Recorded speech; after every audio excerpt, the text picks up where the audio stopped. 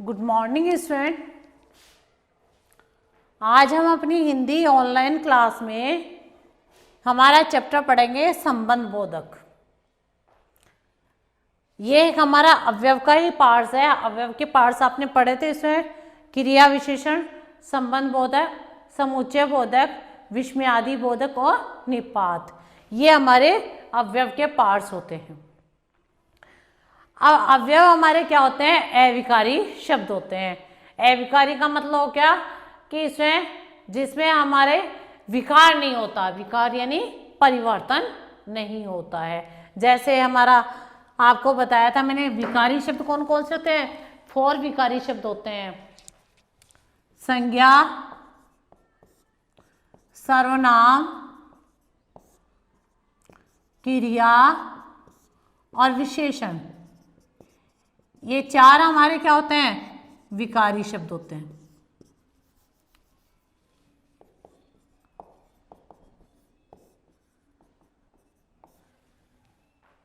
शब्द के 2 भेद बताए थे मैंने, विकारी शब्द और अविकारी शब्द होते हैं।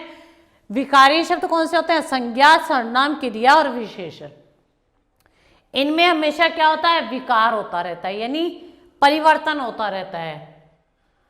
जैसे अगर हमारा संज्ञा शब्द अगर हमारा स्त्रीलिंग का होता है तो हमारी क्रिया किस में आती है? स्त्रीलिंग में ही आती है।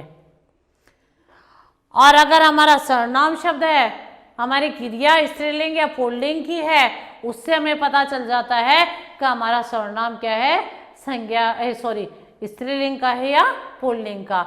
जैसे मैं स्कूल जाती हूँ, मेरी क्रिया किस में है? जाती हूँ, स्त्रीलिंग की क्रिया है। तो जो मैं शब्द है वो हमारा क्या है? स्त्रीलिंग का है। अब पुल्लिंग हो चाहे स्त्रीलिंग, सर्वनाम शब्द एक जैसे ही लगते हैं, लेकिन हमें किससे पता चलता है? क्रिया से पता चलता है इसमें। तो संज्ञा है, सर्वनाम, क्रिया। क्रिया भी हमारी क्या होती है इसमें? इस संज्ञा और सर्वनाम के अकॉर्डिंग हमें चाहे एक वचन हो, चाहे बहुवचन हो, चाहे स्त्रीलिंग हो या पुल्लिंग हो, उसके अनुसार हमें परिवर्तन करना ही पड़ता है। और विशेषता भी हमें संज्ञा सर्वनाम के अकॉर्डिंग लगानी ही पड़ती है। क्या वह जैसे फूल है, फूल खिलता है या फूल अच्छा है। अब अच्छा है उसकी क्या है? विशेषता किसकी? फूल की। अब फूल हमारा क्या है? पुल्लिंग का शब्द है, तो हमने क्या लगाया उसके लिए? अच्छा शब्द है। स्त्री अच्छी है, स्त्री हमारा क्या हो गया? स्त्रीलिंग का शब्द हो गया, तो उसके लिए हमने उसकी विशेषता क्या लगाई है? अच्छी लगाई है। यह फ्रॉक सुंदर है, ठीक है इसे। अब सुंदर है शब्द है, हमने किसके लिए प्रयोग किया है? फ्रॉक के लिए इसमें। तो ये है, हमने क्या है? पुस्तक अच्छी है, बैट अच्छा है, फूल सुंदर है, लड़की सुंदर है। तो ये हमने ये शब्द लगाए हैं, वो हमने किसके लिए लगाए हैं? हमारे स्त्रीलिंग और पुल्लिंग शब्दों को देकर लगाए हैं। तो हमेशा इनमें क्या होता है? विकार होता रहता है, परिवर्तन होता रहता है। हमें चाहे संज्ञा सर्वनाम हमारा स्त्रीलिंग का हो, हमें क्रिया के अनुसार परिवर्तन करना पड़ता है, या क्रिया के अनुसार हमें क्या है? संज्ञा सर्वनाम को चेंज करना पड़ता है। इसलिए इन 4 को हम क्या बोलते हैं? विकारी शब्द बोलते हैं। उसके बाद हमारे अविकारी शब्द मैंने आपको बताए थे 5 होते हैं। क्रिया विशेषण, संबंध बोधक, समुच्चय बोधक, विस्मयादि बोधक और निपात। हमने पहले हमारा चैप्टर पढ़ लिया था, क्रिया विशेषण का एक पार्ट पढ़ लिया था। उसके बाद हमने संबंध बोधक है, अब हम इसका सेकंड पार्ट पढ़ेंगे, संबंध बोधक। ये भी हमारा क्या होता है?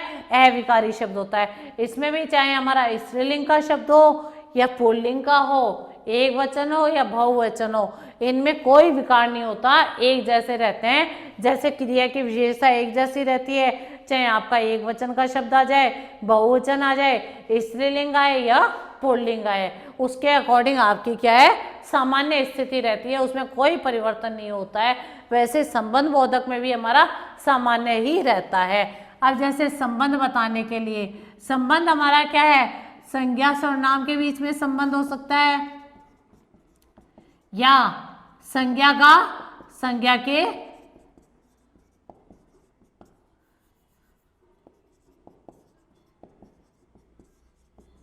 साथ में। संज्ञा के साथ में जैसे है मोहन के पास सोहन खड़ा है। अब मोहन और सोहन दोनों का संबंध कौन बता रहा है? के पास। क्लियर हो चुका है इसे? तो संबंध बता रहा है दो संज्ञा सर्वनामों के बीच में कि वह अविकारी शब्द जो संज्ञा सर्वनाम के बाद में लगकर उसमें क्या है, अन्य शब्दों से, अन्य वाक्य का अन्य से संबंध करवाते हैं, वो हमारे क्या कहलाते हैं? संबंध बोधक शब्द कहलाते हैं। अब संबंध बताने के लिए जैसे लड़का साइकिल के ऊपर बैठा है, अब लड़के का और साइकिल का संबंध कौन बता रहा है? के ऊपर शब्द बता रहा है। अब लड़की साइकिल के ऊपर बैठी है, अब लड़का की जगह हमने क्या कर दिया? स्त्रीलिंग शब्द कर दिया है। ठीक है इसमें, और साइकिल हमारा स्त्रीलिंग शब्द है, दोनों स्त्रीलिंग है, लेकिन के ऊपर शब्द हमारा वैसा का वैसा रहा है।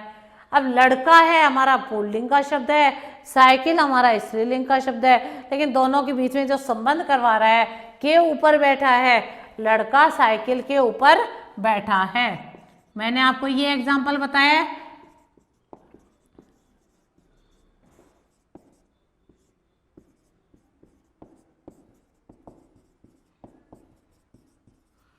अब लड़का हमारा क्या है? पुल्लिंग का शब्द है, साइकिल हमारा क्या है? स्त्रीलिंग का शब्द है। अब लड़के का और साइकिल का संबंध कौन करवा रहा है? के ऊपर। लड़का कहाँ बैठा है? साइकिल के ऊपर बैठा है। बैठना हमारा क्या हो गया? क्रिया हो चुकी है। अब लड़का की जगह हमने क्या कर दिया? लड़की कर दिया। हमारा क्या हो गया? स्त्रीलिंग का शब्द आ गया। लड़की साइकिल के ऊपर बैठी है। अब आपने देखा इसमें लड़की हमारा शब्द होते ही बैठी हमारी क्रिया हो चुकी है, क्रिया में परिवर्तन हो चुका है। ये हमारा क्या है? विकारी शब्द है।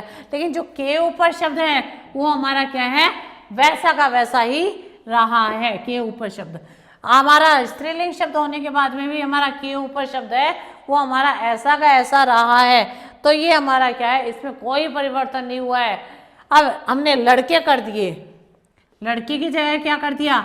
लड़के साइकिल के ऊपर बैठे हैं। हमारी क्या हो गई है? बहुवचन होते हैं, हमारी क्रिया चेंज हो गई है, लेकिन लड़के साइकिल के ऊपर हमारा शब्द वैसा का वैसा ही रहा है, इसमें कोई परिवर्तन नहीं हुआ है। तो ये हमारे क्या है? अविकारी शब्द है। और इसमें संबंध बता रहा है, लड़के का साइकिल से संबंध बताया जा रहा है कि लड़का साइकिल के ऊपर बैठा है। तो ये संबंध बोधक के शब्द होते हैं। वो क्या होते हैं? जैसे आपका चाहे एक वचन का शब्द हो, बहुवचन हो, स्त्रीलिंग हो या पुल्लिंग हो, चाहे आपका कोई भी हो, कोई भी काल हो, वर्तमान काल हो, भविष्य काल हो, ये आपके ऐसे के ऐसे रहते हैं, इनमें कोई परिवर्तन नहीं होता। इसलिए हम इनको क्या बोलते हैं? अविकारी शब्द बोलते हैं। अब इसमें इसके कई पार्ट्स होते हैं आपके।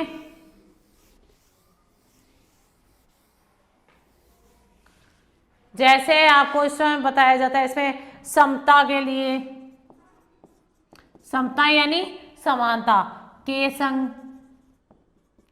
के साथ, ये हमारे शब्द हो गए। के समान, के बराबर, के भांति, ये हमारे क्या हो गए? समता के शब्द होते गए। जैसे की भांति, के बराबर, ये हमारे सारे समता के शब्द हो गए। का वह लड़का उसकी भांति चलता है, तो भांति यानी उसकी समानता कर रहे हैं। उसके बाद में हमारा दिशा के लिए, के पास, के दूर, के पूर्व, ये हमारे शब्द हो गए, यानी पूर्व दिशा की ओर है। तो दिशा में के पास है, के दूर बताई जाती है इसमें।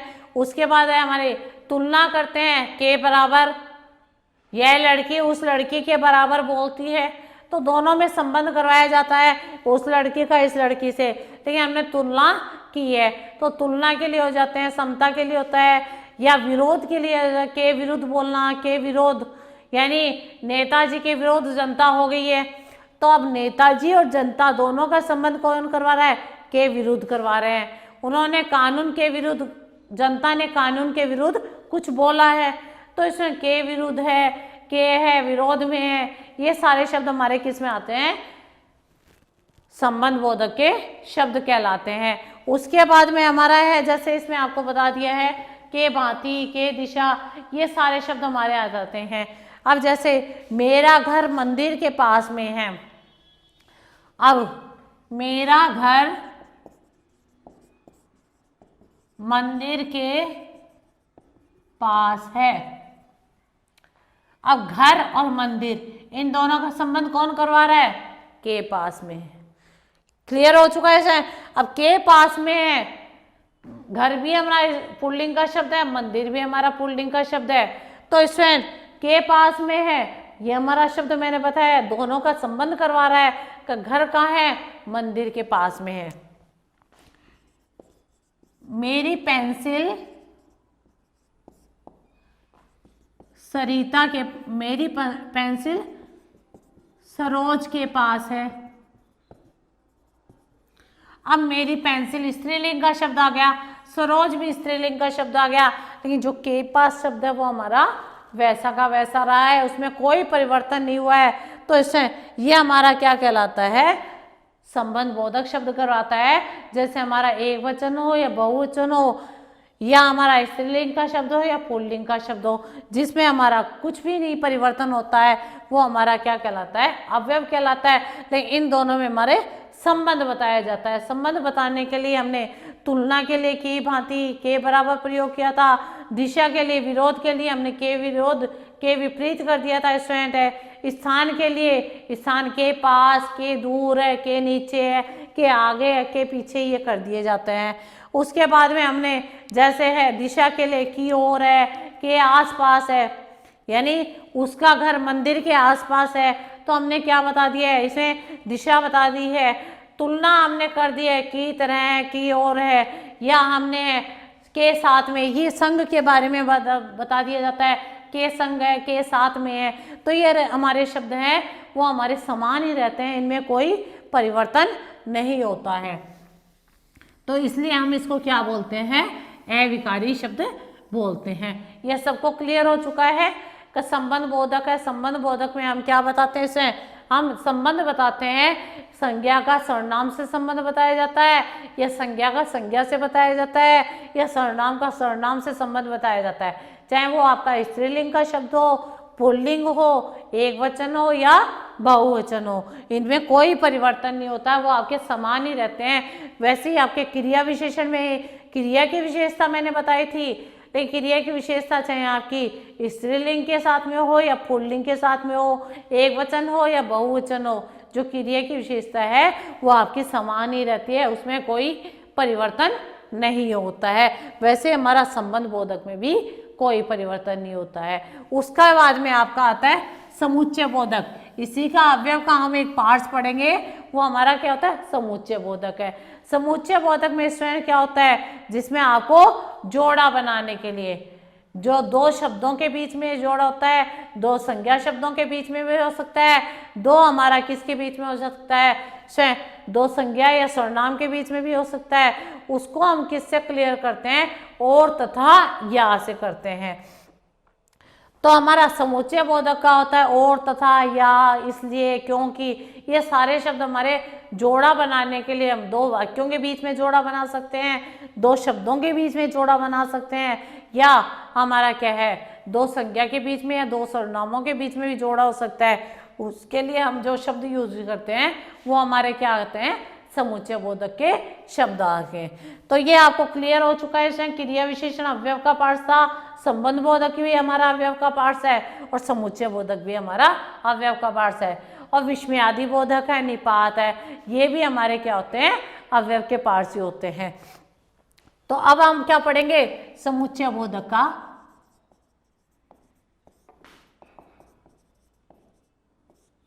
समुच्चय बोधक हमारा अवयव होता है, और उसके बारे में पढ़ेंगे। अब हमने दो शब्दों के बीच में, जैसे राम और सीता